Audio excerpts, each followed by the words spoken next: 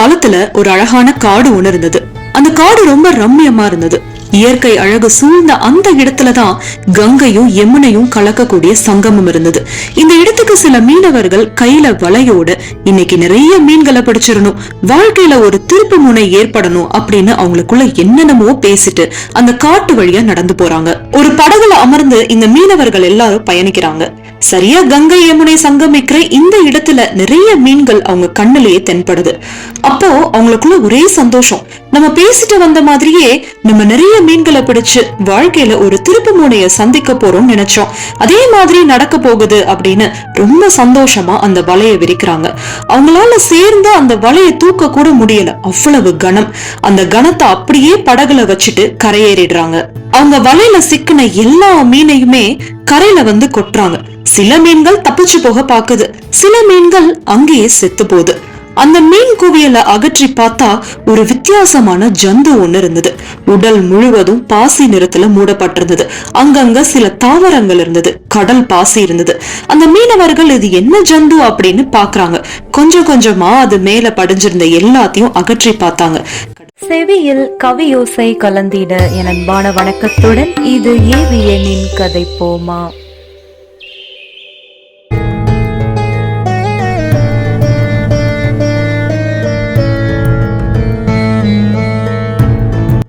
கடைசியில அவங்களுக்கு பேரதிர்ச்சி காத்திருந்தது. ஏன்னா உள்ள இருந்தது உயிருள்ள ஒரு மனிதன். மீனவர்கள் கேக்குறாங்க, யார் நீங்க? எப்படி கடலுக்குள்ள இவ்வளவு நாள் இருந்தீங்க? உங்களுடைய உடல்ல ஏன் இப்படி பாசி படைஞ்சிருக்கு அப்படின்னு அடுத்தடுத்து சரமாரியா கேள்வி கேக்குறாங்க. அப்போ அங்க முன்னாடி இருக்கக்கூடிய அந்த மனிதர் சொல்றாரு, இந்த மீன்கள் கூட தான் நான் இவ்வளவு நாள் இருந்தேன். இப்போ இந்த மீன்கள் எல்லாமே செத்து போயிருச்சு. இத கொண்டு போய் நீங்க விற்க போறீங்க, அப்போ என்னையும் வித்துருங்க, எனக்கான விலை என்ன அப்படின்னு கேட்க மீனவர்களுக்கு என்ன பதில் சொல்றதுனே தெரியல. ஏதோ ஒரு பெரிய தவறு பண்ணிட்டோம் அப்படின்றதுக்காக மன்னரை போய் கூட்டிட்டு வராங்க. அந்த காலகட்டத்துல அந்த நாட்டை ஆட்சி செஞ்சுட்டு இருந்தது நகுஷன் மன்னன். மன்னர் நகுஷன் தன்னுடைய அமைச்சர், புரோகிதர்கள் இவங்க எல்லாத்தையும் கூட்டிட்டு அந்த இடத்துக்கு வந்து சேர்றாரு. அந்த வித்தியாசமான மனிதரை பார்க்கவும் அவருக்கே ஒரு அதிர்ச்சியா தான் இருந்தது. ஐயா, நீங்க யாரு? உங்களுக்கு என்ன வேணும்னு சொல்லுங்க, 1000 பொற்காசுகள் இந்த மீனவர்கள் கிட்ட கொடுத்து நான் உங்களை விலைக்கு வாங்கிக்கட்டுமா அப்படின்னு கேட்டா அவர் சொல்றாரு, இல்ல 1000 பொற்காசெல்லாம் எனக்கு தகுந்தது கிடையாது அப்படின்னு சொல்றப்போ, அப்போ உங்களுக்கு 1 கோடி பொற்காசுகள் கொடுத்து உங்களை வாங்கிக்கவா அப்படின்னு கேட்டா, இதுவும் எனக்கு தகுந்தது கிடையாது, என்னுடைய நாட்டையே இந்த மீனவர்கள் கிட்ட கொடுத்து நான் உங்களை விலைக்கு வாங்கிக்கவா அப்படின்னு கேட்டா, என்னுடைய மதிப்புக்கு அது இணையாகாது அப்படின்னு மன்னர் நகுஷன் என்ன சொன்னாலும் அவர் வேணான்னு சொல்லிட்டே இருந்தாரு. நகுஷ மன்னனுக்கு ஒரே குழப்பம்.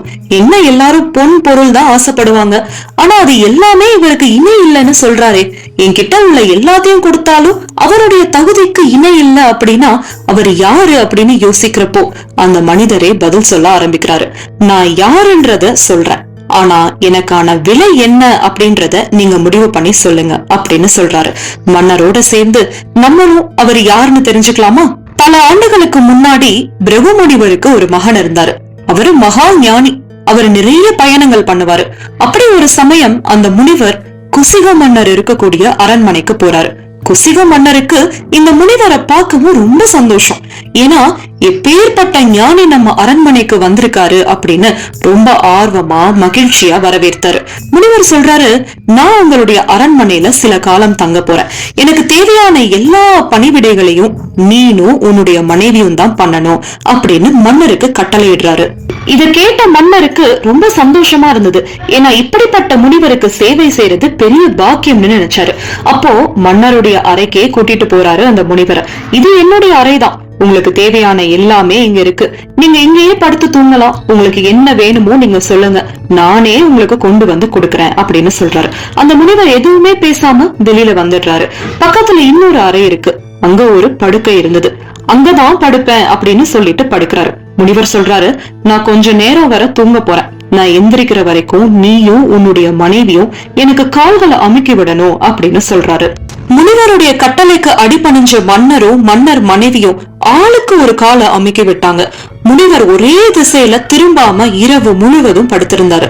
மன்னரும் மன்னர் மனைவியும் கொஞ்சம் கூட கண்டுக்காம அவர் தூக்கத்திலிருந்து எந்திரிக்க விடாம அவருக்கு எந்த விதமான தொந்தரவும் ஏற்படாம இரவு முழுவதும் பாத்துக்கிட்டாங்க. பொழுது விடிஞ்சிருச்சு. ஆனா முனிவர் எந்திரிக்கவே இல்லை. இப்படியே ஒரு நாள் 2 நாள் இல்லைங்க, 21 நாட்கள் தொடர்ந்து அந்த முனிவர் தூங்குறாரு. இவங்க 2 பேரும் கால் அமுக்கிறத கொஞ்சம் கூட விடவே இல்லை. திடீர்னு ஒரு நாள் முனிவர் கண் விழித்து பாக்குறாரு. எழுந்த உடனே மன்னர் அடுத்து முனிவர் என்ன கேட்பாரு, அதை நான் உடனே செஞ்சாகணும் அப்படின்னு அவருக்கு வேலை செய்யறதுக்கு ஆயத்தமாறாரு. அந்த சமயத்துல முனிவர் எழுந்து அறைய விட்டு எதுவுமே சொல்லாம நடந்து போறாரு. மன்னரும் மன்னர் மனைவியும் முனிவர் பின்னாடியே போறாங்க. கொஞ்ச தூரத்துல அவரு மாயமா மறைஞ்சு போயிடுறாரு. இவங்க எதுவுமே மனது உடைஞ்சு போகாம இவங்க 2 பேரும் மறுபடியும் அவங்களுடைய அறைக்கே போறாங்க. போன முனிவர் எப்ப திரும்ப வருவார்னு தெரியலையே. அவருக்கு செய்ய வேண்டிய கடமைகளை சரியா செய்யலனா அவருடைய சாபத்துக்கு ஆளாயிருவோமே அப்படின்னு பேசிக்கிறாங்க. இப்படி பேசிட்டு இருக்கும் போது மன்னருடைய படுக்கைக்கு எதிர இன்னொரு படுக்கை இருந்தது. அந்த படுக்கையில அவர் படுத்திருந்தாரு. இத பாக்குறதுக்கு ஏதோ ஒரு மாயாஜாலம் மாதிரி இருந்தது. அவரை பார்த்த அடுத்த நொடி மறுபடியும் இவங்க 2 பேரும் கால் அமுக்கி விட ஆரம்பிச்சாங்க. ஆனா இந்த முறை அவர் வேற திசையில படுத்திருந்தாரு. அதே மாதிரி 21 நாட்கள் தொடர்ந்து அவங்க கால் அமுக்கி விட்டுட்டே இருந்தாங்க. 21 நாள் முடியவும் எழுந்த முனிவர் கேட்ட முதல் வார்த்தை, நான் நீராடணும், எனக்கு நீராடுறதுக்கு எண்ணெய் தேவை அப்படின்னு சொல்றாரு. மன்னர் உடனே எழுந்து அந்த நாட்டிலேயே நீராடுறதுக்கு உகந்த ஒரு விசேஷ எண்ணெயை கொண்டு வந்து முனிவர் கிட்ட கொடுக்கிறாரு. அவரு சரின்னு சொன்ன அடுத்த நொடி மன்னரே முனிவருக்கு எண்ணெய் பூசி விடுறாரு. அவரை நீராடுறதுக்கு தேவையான எல்லா பொருட்களுமே அவருக்கு தயார் பண்ணி வச்சிருந்தாரு. முனிவர் போய் நீராடிட்டு வெளியில வராரு. வெளியில வந்த அவருக்கு உணவு தேவைதானே. அவர் எனக்கு உணவு வேணும்னு கேட்க மன்னர் என்ன பண்ணாரு தெரியுமா? முனிவருடைய மனசு நோகாத மாதிரி உணவு இருக்கணும்ன்றதுக்காக இந்த உலகத்துல இருக்கக்கூடிய அத்தனை உணவையும் கொண்டு வந்தாரு. முனிவர்கள் சாப்பிடுறது, மன்னர்கள் சாப்பிடுறது, பறவைகள், காட்டுல வாழ்றவங்க சாப்பிடுறதுன்னு எல்லா வகையான உணவுகளும் பானங்களும் பழங்களும் எல்லாமே அந்த இலையில இருந்தது. ரொம்ப பணிவோட மன்னர் அந்த உணவு எல்லாத்தையும் முனிவர் முன்னாடி எடுத்து வைக்கிறாரு. ஒரு நொடி முனிவர் அந்த எல்லா உணவையும் பார்த்து அடுத்த நொடி அந்த உணவு எல்லாத்தையும் தன் கண்ணாலேயே எரிச்சு சாம்பலாக்கிட்டாரு. மன்னர் எவ்வளவு சிரமப்பட்டு இந்த உணவுகள் எல்லாத்தையும் சேகரிச்சு கொண்டு வந்திருப்பாரு தெரியுமா? ஆனா முனிவர் கொஞ்சம் கூட யோசிக்காம இப்படி ஒரு காரியத்தை பண்ணிட்டாரு. ஆனா மன்னருக்கும் மன்னர் மனைவிக்கும் இந்த செயலை பார்த்து எந்த விதமான முகசொலிப்போ வேதனையோ இல்லாமதான் இருந்தது. நான் நகர்வலம் போகணும், ஒரு தேர் எடுத்துட்டு வா அப்படின்னு சொல்லவும் மன்னர் கேக்குறாரு, உங்களுக்கு இன்ப பயணத்துக்கான தேர் வேணுமா இல்ல போர் தேர் வேணுமா அப்படின்னு கேக்குறாரு. முனிவர் சொல்றாரு, எனக்கு போர் தேர் தான் வேணும், அதுல எல்லா ஆயுதங்களும் இருக்கணும். அது மட்டும் இல்லாம அந்த தேரை இழுத்துட்டு போறதுக்கு முன்னாடி குதிரை இருக்க கூடாது. நீயும் உன்னுடைய மனைவியும் தான் என்னை இழுத்துட்டு போகணும் அப்படின்னு சொல்றாரு. அவங்க 2 பேரும் யாரு? ஒரு நாட்டினுடைய ராஜா ராணி. ஆனா முனிவர் இந்த வார்த்தையை சொன்னதுக்கு அப்புறம் அவங்களுக்கு ஒரு நொடி கூட தயக்கம் இல்லாம அதுக்கும் ஆயத்தமானாங்க. போர் தேர் தயார் செய்யப்பட்டது. முனிவர் தேர்ல ஏறாரு. மன்னர் மனைவி இடது புறமும் மன்னர் வலது புறமும் தேர்ல அவங்கள பூட்டிக்கிட்டாங்க. இப்ப சொல்றாரு, நான் போற வழியில நிறைய தான தர்மங்கள் பண்ணணும். அதனால உன்கிட்ட இருக்கக்கூடிய பொற்குவியல்கள், ரத்தினங்கள், படைகள் எல்லாத்தையும் இந்த தேருக்கு பின்னாடி நீ கொண்டு வந்து சேர்க்கணும் அப்படின்னு சொல்ல அவருடைய பொன் பொருள், யானை படை, குதிரை படை எல்லாமே அந்த தேருக்கு பின்னாடி வரிசையா நிறுத்தப்பட்டது. முனிவர் சொல்றாரு, நான் போற வழியில நிறைய தான தர்மங்கள் செய்வேன், என்ன பாக்குறதுக்கு யாரு வந்தாலும் நீ யாரையும் தடுக்க கூடாது அப்படின்னு சொல்றாரு. மன்னர் எல்லாத்தையும் மனசார ஏத்துக்கிட்டு தேரை இழுக்கிறாரு. ரொம்ப சிரமப்பட்டு இழுக்கிறாங்க. அப்ப முனிவர் சொல்றாரு, என்னுடைய இந்த பயணம் ரொம்ப சுமூகமா இருக்கணும். ஆரம்பத்துல நீங்க எந்த வேகத்துல என்ன கூட்டிட்டு போறீங்களோ மேடு பள்ளம் பார்க்காம கடைசி வரைக்கும் அதே மாதிரி என்ன கொண்டு போய் சேர்க்கணும்னு சொல்றாரு. முனிவர் சொன்ன வார்த்தைகளை ஞாபகத்துல வச்சுட்டு 2 பேரும் தேரை இழுக்கிறாங்க. இதுக்கு நடுவுல அவர் கையில இருக்கக்கூடிய சாட்டையால 2 பேரையும் பயங்கரமா அடிக்கிறாரு. அவங்களுக்கு அவ்வளோ அதிகமான காயங்களும் ஏற்படுது. நடக்கிறாங்க நடந்துட்டே இருக்கிறாங்க. 50 இரவுகள் போயிருச்சு. அவரும் போற வழியில இருக்கக்கூடிய எல்லாத்தையும் தானம் பண்ணி முடிச்சுட்டாரு. 2 பேருக்கும் அவங்களுடைய உடல் நடுங்க ஆரம்பிச்சிருச்சு. அவங்களுடைய இந்த நிலைமைய பார்த்து ஊர் மக்கள் எல்லாரும் அலற ஆரம்பிச்சாங்க.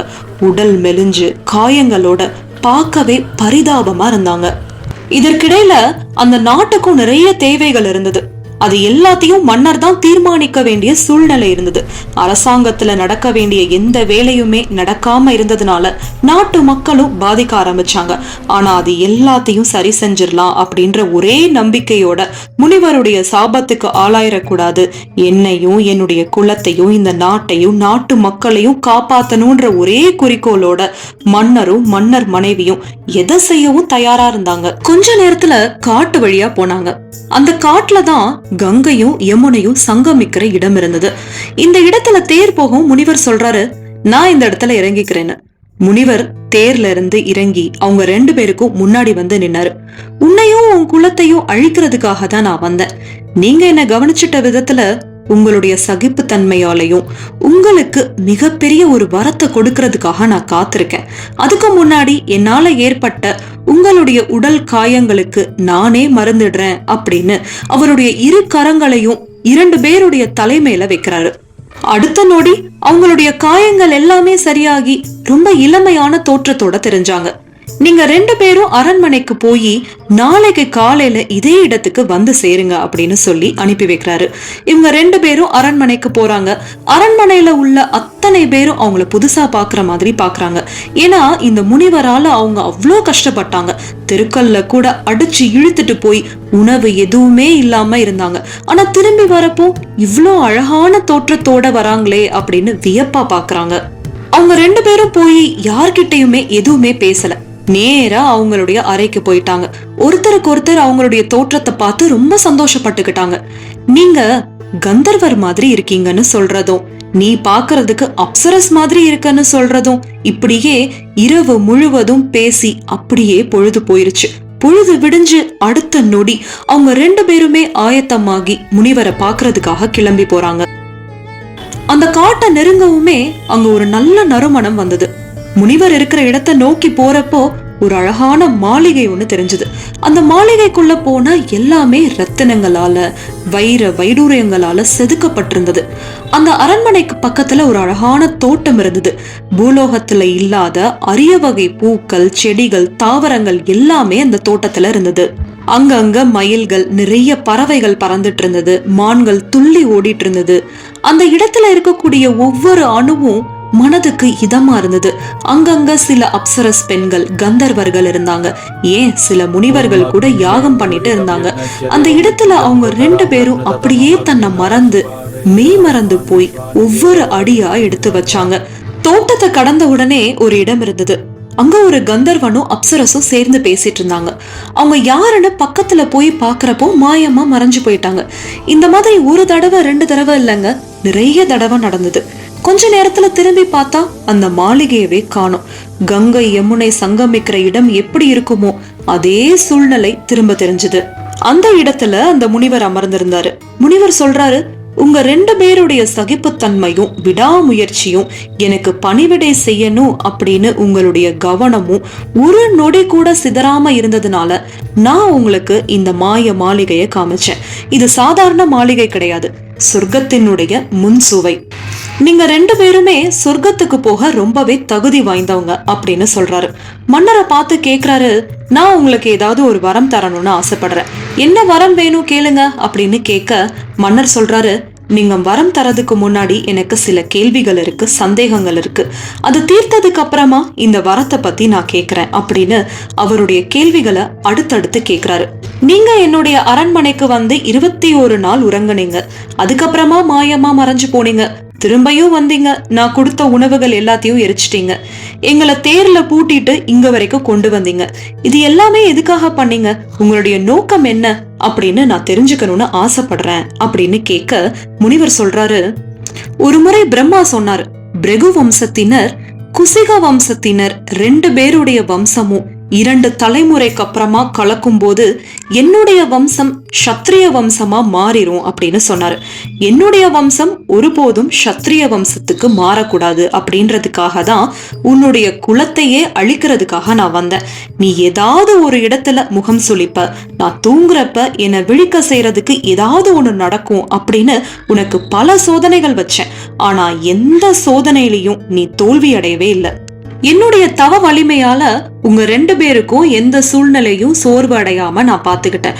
ஆனா உங்களுடைய சகிப்புத்தன்மையும் விடாமுயற்சியும் உங்ககிட்ட இருந்ததுனாலதான் உங்களுக்கு வெற்றி கிடைச்சது. உங்களுக்கு வச்ச எல்லா சோதனையிலுமே நீங்க சரிவர செஞ்சு முடிச்சிட்டீங்க அப்படின்னு ரொம்ப பெருமையா பேசினாரு. இப்போ மன்னர் கேக்குறாரு, அது எப்படி நடக்கும்? என்னுடைய வம்சமும் உங்களுடைய வம்சமும் எப்படி கலக்கும் அப்படின்னு கேக்குறதுக்கு முனிவர் சொல்றாரு, உன்னுடைய மகனான காதிக்கு ஒரு மகன் பிறப்பான்.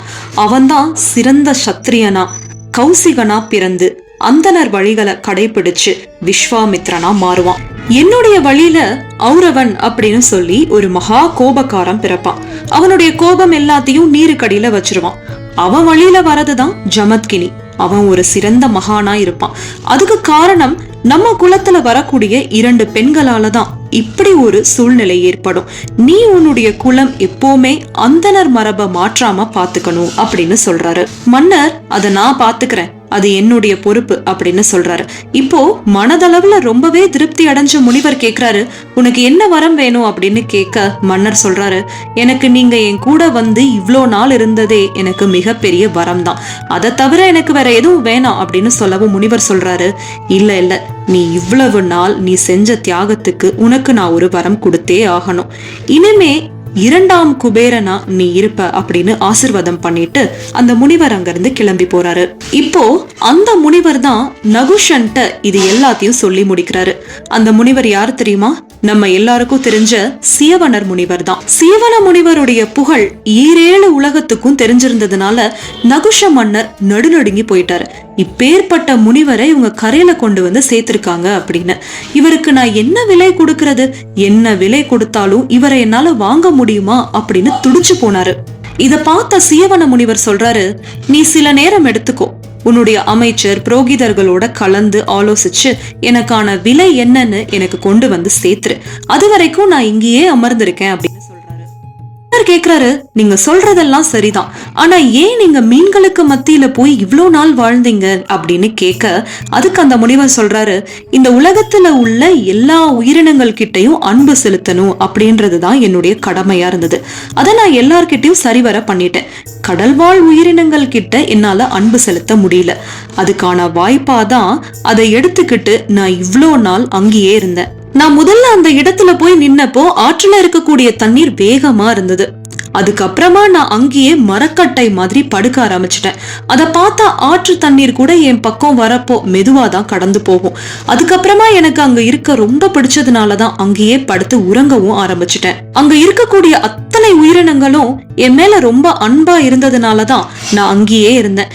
என் மேல பாசி படிஞ்சு போய் கடல்வாழ் உயிரினங்களோட நானும் ஒரு உயிரினமா வாழ ஆரம்பிச்சிட்டேன். மன்னர் யோசிக்கிறாரு, இப்படியெல்லாம் இந்த உலகத்துல இருப்பாங்களா அப்படின்னு ஆச்சரியத்தோட பார்த்துட்டு அவருடைய அமைச்சர் புரோகிதரோட காட்டு பக்கமா போறாரு. இப்பேற்பட்ட முனிவருக்கு நான் என்ன விலை கொடுக்க போறேன், எனக்கு ஒண்ணுமே புரியலையே அப்படின்னு ரொம்ப வேதனையா இருக்கும் போது அந்த இடத்துக்கு பசுவுக்கு பிறந்த மகனான கோகர்ணன் வந்து சேராரு. இந்த கோகர்ணன் யாரு, அவருடைய பிறப்பு என்ன, இது எல்லாத்தையும் பற்றின காணொளி நம்ம சேனல்ல ஏற்கனவே பதிவேற்றம் செய்யப்பட்டிருக்கு. அதை பார்க்காதவங்களுக்கு அதனுடைய இணைப்பை கொடுக்கறேன், கண்டிப்பா பாருங்க. இந்த கோகர்ணனை பார்க்கவும் நகுஷ மன்னருக்கு ஒரு நம்பிக்கை வந்தது. எப்படியும் நமக்கான விடை இவர் மூலமா கிடைச்சிரும் அப்படின்னு அவர்கிட்ட நடந்த எல்லா விஷயத்தையும் சொல்றாரு. கோகர்ணன் சொல்றாரு, இந்த உலகத்திலேயே வேள்வி நடத்தும் போது நமக்கு தேவைப்படக்கூடிய நெய், தயிர், வெண்ணெய் இது எல்லாமே பசு கிட்ட இருந்துதான் கிடைக்குது. பசுவதான் மகாலட்சுமிக்கு நிகரா நம்ம வச்சிருக்கோம். ஒரு நாட்டுல பசு எந்த விதமான தொந்தரவும் இல்லாம சுதந்திரமா நடமாடுது அப்படின்னா அந்த நாடே செல்வ செழிப்பா இருக்குன்னு அர்த்தம். ஒரு மனிதன் சொர்க்கத்துக்கு போறானா அந்த சொர்க்க படிக்கட்டு பசுக்களாதான் இருக்கும். அப்படிப்பட்ட பசுகளுக்கு நிகரானது இந்த உலகத்துல எதுவுமே கிடையாது. அதனால சியவன முனிவருக்கு விலையா நீ பசுவை கொடுக்கலாம் அப்படின்னு சொல்லவும் நகுஷ மன்னர் அடைஞ்ச சந்தோஷத்தை சொல்ல வார்த்தையே இல்ல. நகுஷ மன்னர் கோகர்ணனையும் சேர்த்து கூட்டிட்டு போறாரு. சியவன முனிவர் முன்னாடி நின்ன நகுஷ மன்னர் நடந்த எல்லாத்தையும் சொல்லி முனிவருக்கு விலையா ஒரு பசுவை மீனவர்கள் கிட்ட கொடுக்கறாரு. சியவன முனிவர் அதை சந்தோஷமா ஏத்துக்கிட்டு அடுத்த நொடி என்ன பண்ணாரு தெரியுமா? நான் இவ்ளோ நாள் அந்த மீன்களோட தான் வாழ்ந்துட்டு இருந்தேன். அந்த மீன்கள் எல்லாமே இப்போ செத்து போயிருச்சு. அதுக்கு காரணம் இந்த மீனவர்கள் தான். இந்த மீனோட சேர்ந்து நீங்களும் சொர்க்கத்துக்கு போங்க அப்படின்னு சொல்லி மீன்களுடைய ஆன்மாவோட சேர்த்து மீனவர்களுடைய ஆன்மாவும் சொர்க்கத்தை நோக்கி புறப்பட்டுச்சு. இந்த ஒரு வித்தியாசமான செயலை பார்த்து அங்க இருக்கக்கூடிய எல்லாருமே ஆச்சரியம் அடைஞ்சாங்க. கண் கொட்டாம பார்த்தாங்க. சியவன முனிவருடைய வலிமைய பத்தி நல்லாவே தெரிஞ்சுக்கிட்டாங்க. அதுக்கப்புறமா கோகர்ணனும் சியவன முனிவரும் நகுஷ மன்னனை ஆசிர்வதிக்கிறாங்க. எப்படின்னா, நீ இந்திர லோகத்துல 2ஆம் இந்திரனா இருப்ப அப்படின்னு ஆசிர்வாதம் பண்ணிட்டு அங்க இருந்து கிளம்பி போறாங்க. நகுஷ மன்னனும் ரொம்ப சந்தோஷமா தன்னுடைய அரண்மனை நோக்கி போறாரு. பாத்தீங்களா, எப்படி குபேரருடைய கதையை கேட்டா செல்வ செழிப்போட நம்ம இருப்போமோ, அதே மாதிரி 2ஆம் குபேரன் கதையை கேட்கறது மூலமா நம்ம குலம் காக்கப்பட்டு அழியாம பேராபத்துல இருந்து மீட்கப்படும். நம்ம செய்யற ஒவ்வொரு புண்ணியமும் பசு உருவம் எடுத்துதான் சொர்க்கத்தின் ஏணி படிகட்டுகளா மாறும். நம்ம தானங்கள் செய்யும் போதும் கூட பசு கிட்ட இருந்து நமக்கு கிடைக்கக்கூடிய பொருளான வெண்ணெய், தயிர், மோர் இந்த மாதிரியான பொருட்களை தானம் பண்ணணும். அதனுடைய புண்ணியமும் பலாபலனும் அதிகம். இப்படிப்பட்ட பசுவை இறைச்சியா பயன்படுத்தினா பாவங்கள் சேர்க்கப்பட்டு சொர்க்கம் கிடைக்காம அவதிப்படுவாங்கன்றது நிதர்சனமான உண்மை. இதற்கு சான்றா போன காணொளியிலயும் ஒரு கதை இருக்கு, அதையும் போய் கண்டிப்பா பாருங்க. இந்த காணொளி உங்க எல்லாருக்கும் பிடிச்சிருக்கும் நிச்சயமா நம்புறேன். இத்துடன் இந்த காணொளி இனிதே முடிவடைகிறது. மீண்டும் மற்றொரு காணொளி கதைப்போமா. நன்றி, வணக்கம்.